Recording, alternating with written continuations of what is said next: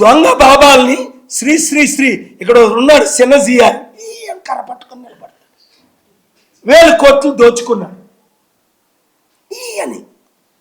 ఆయన ఒకప్పుడు నా శిష్యుడే. ఆడి కాళ్ళ మీదకి వెళ్ళి పడతారు దొంగ బాబాకి. ఇండియా అంతా